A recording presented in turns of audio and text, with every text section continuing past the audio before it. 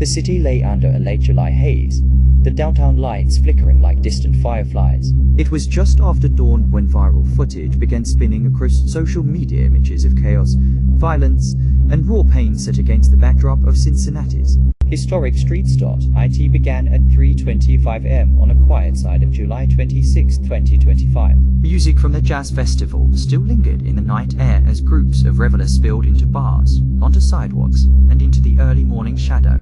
Among them, a single mother, a white woman named Holly, weaving home after a night filled with saxophone riffs and laughter, but in the blink of an eye, the night turned savage, a cacophony of shouts, punches thrown not in anger, but in something darker. A video captures her moment of horror, a blow to the face that sends her crashing onto the pavement, blood streaming from her mouth, her body crumpling under the weight of the assault.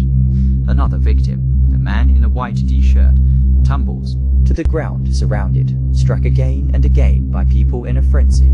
Horror rippled online as the footage spread, igniting a nationwide firestorm of outrage. Within hours, 6 people, Patrick Rosemond, Jermaine Matthews, Monchines Merriweather, Decker Vernon, Dominique Kittle, and Aisha DeVaughn were arrested. Prosecutors charged them with felonious assault and aggravated rioting, potentially facing decades behind bars. City felt a tremor. Civic leaders were flanked by pastors, politicians, and citizens asking who incited this violence. They pointed to a white man caught on camera slapping a black man at the outset of the melee, but no charges had been leveled against him. Doherty attends gathering at New Prospect Baptist Church in Roselawn, Ohio State Rep. Cecil Thomas held court. A massive screen showed the videos. The crowd watched in horror as tempers and fists flared. The video speaks for itself, Thomas said quietly, breaking the charged silence.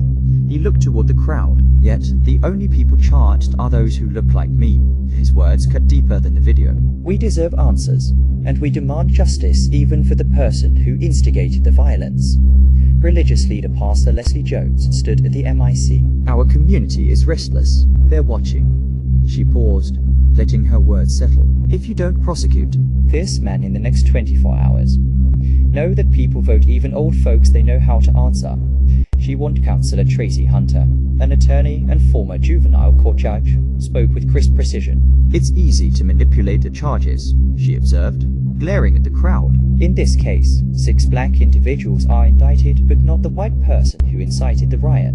She invoked Ohio Revised Code sections January 2917 and February 2917, which criminalize inciting violence or participating in a riot. Officials since the shift.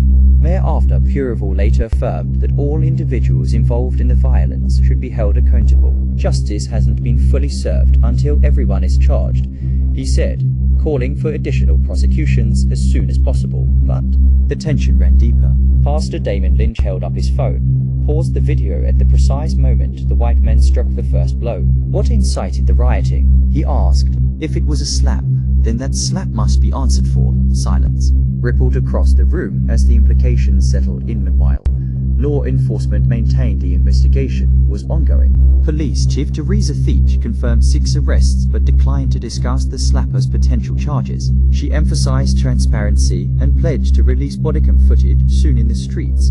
Anger simmered. Council member Scotty Johns, a former detective, accused the media of racial sensationalism. There's no such thing as a black mob beating whites unless the narrative calls for it, he said.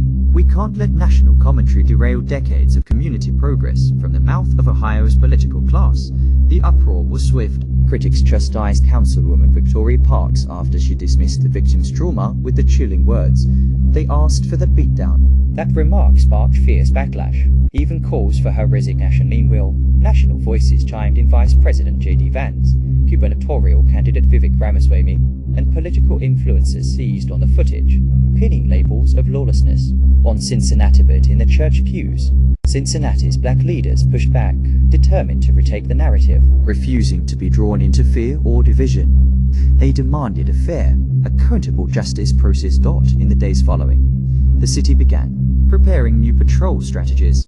SWAT, bike units, and highway patrols were deployed for increased visibility downtown, but the crux remained. Would Cincinnati answer the call for equal justice, or allow precedent and bias to obscure the truth? As videos continue to circulate, as families of victims and of those charged await closure, the city holds its breath. The call is simple yet profound. Charge every person involved, not just the ones who fit the same face, because in Cincinnati, justice cannot be selective. And tonight, the people are watching.